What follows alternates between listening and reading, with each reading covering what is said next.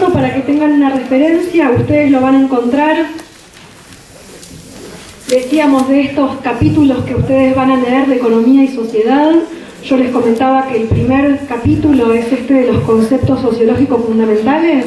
Ahí van a encontrar esta cuestión de qué es la acción social, qué es esto de los motivos, qué es esto de los tipos ideales, ¿sí? Lo van a ver por ahí. Después decíamos, segunda preocupación que vamos a seguir desarrollando en las clases que siguen,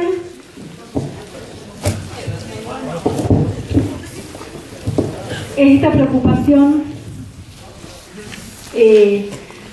más de corte político, pero que vamos a ver que para Weber es una preocupación política, pero que también le permite a Weber pensar, ¿sí? Y Weber en ese sentido, decíamos, es un tipo particular porque es un tipo apasionado. Weber, por ejemplo, ahí, antes de morirse también en 1920, da unas conferencias que también las van a encontrar en fotocopiadora, no son la bibliografía obligatoria, pero la van a encontrar en fotocopiadora, que es la ciencia como vocación y la política como vocación. Son dos conferencias que Weber le da a unos estudiantes y que en realidad no son libros, digamos, también terminan después siendo publicadas como libros, pero en realidad son dos conferencias que Weber le da a unos estudiantes de Derecho, donde les pasa el trapo, les dice que los estudiantes de Derecho son todos unos mercenarios y una serie de cosas, pero lo que termina diciendo básicamente es que para ser un hombre de ciencia hay que ser un hombre apasionado por lo que uno haga. Dice, uno cuando se dedique a la ciencia se va a ver que va a estar pensando en un tema que a nadie le importa para nada, ¿sí?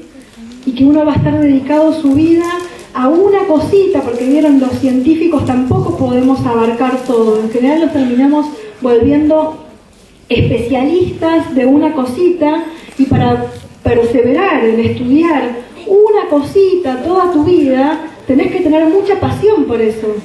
Entonces, a diferencia de vuelta de ese positivismo que nos decía que los científicos son los tipos neutrales, ¿se acuerdan?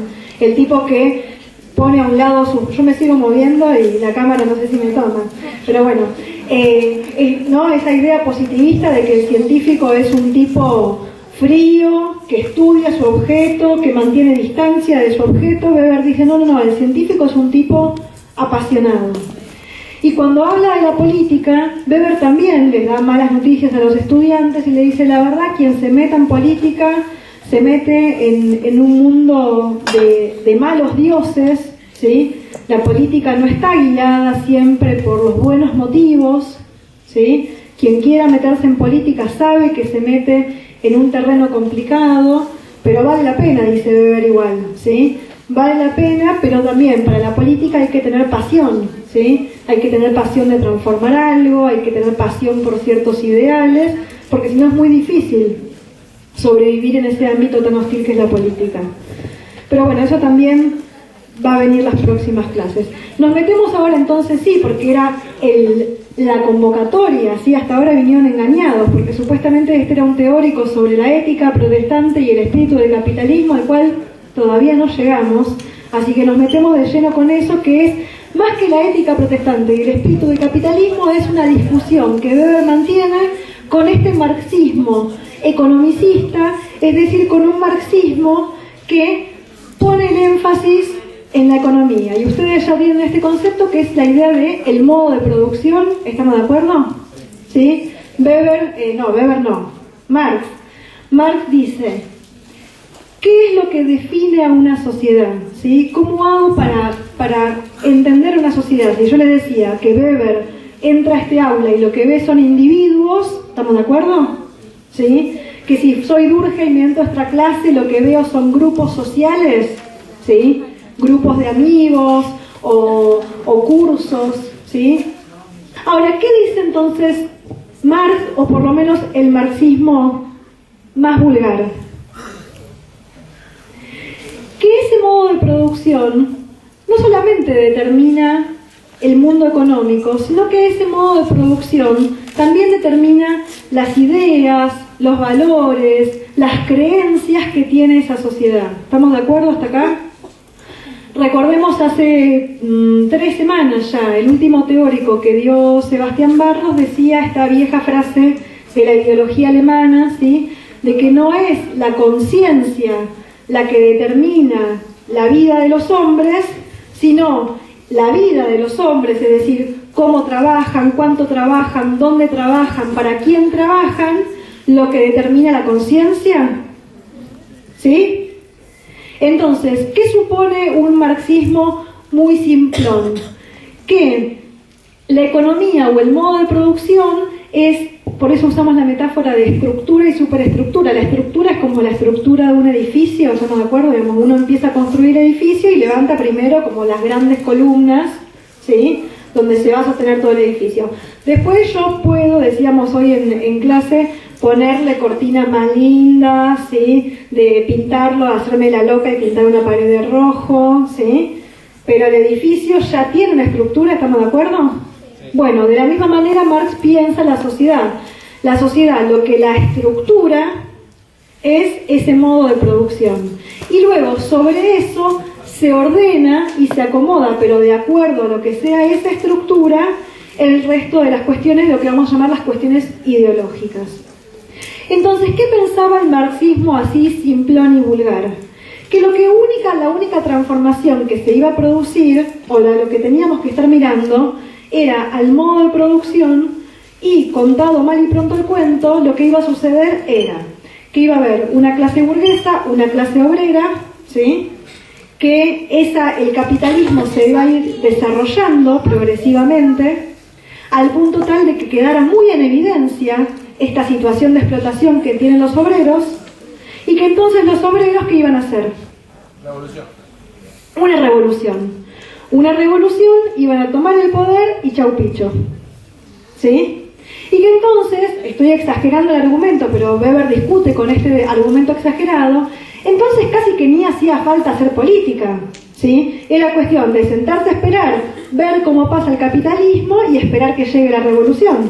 Porque más temprano que tarde, por el propio desarrollo del modo de producción, esa contradicción iba a llegar y entonces iba a estallar la revolución. ¿Hasta acá vamos bien? Por eso podemos pensar por qué a Gramsci le interesa tanto leer a Weber. ¿Por qué Gramsci está dentro de la cárcel intentando acordarse qué decía Weber? Porque justamente Weber va a discutir con esta idea y Gramsci también va a discutir con esta idea porque justamente, como decíamos hace un rato, en Italia el cuentito venía contándose como parecía que iba a suceder la revolución y en vez de la revolución vino el fascismo. ¿Sí? Entonces hay algo de ese cuentito marxista donde parece que la revolución más temprano que tarde va a venir que no funciona. ¿Hasta acá vamos? Bien. ¿Qué va a decir entonces Weber? Que así como la economía influye en las ideas, las concepciones, las miradas del mundo, va a decir Weber, ¿sí?, también esas miradas del mundo condicionan, influencian, ¿sí?, sobre la economía. Y es eso lo que se va a dedicar a trabajar en la ética protestante y el espíritu del capitalismo.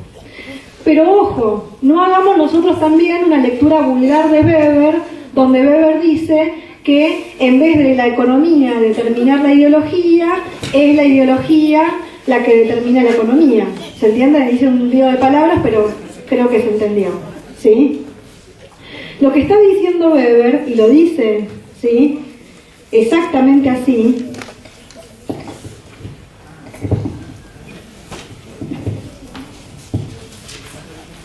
Weber dice, al escribir sus ensayos sobre la ética protestante, Max Weber, esto es la introducción que hace Gil Villegas, que es un mexicano de la obra de Weber, ¿sí? Dice, Max Weber no tenía como propósito refutar a Marx, ¿sí?, ni sustituir, según nos lo advierte explícitamente, una interpretación causal, ¿sí?, una explicación causal unilateralmente materialista, es decir, como si hubiera una sola dirección de la economía hacia la ideología, ¿sí?, por otra espiritualista, dice Weber, igualmente unilateral, ¿sí? A mí no me interesa decir que entonces es la ideología lo que determina la economía, ¿sí?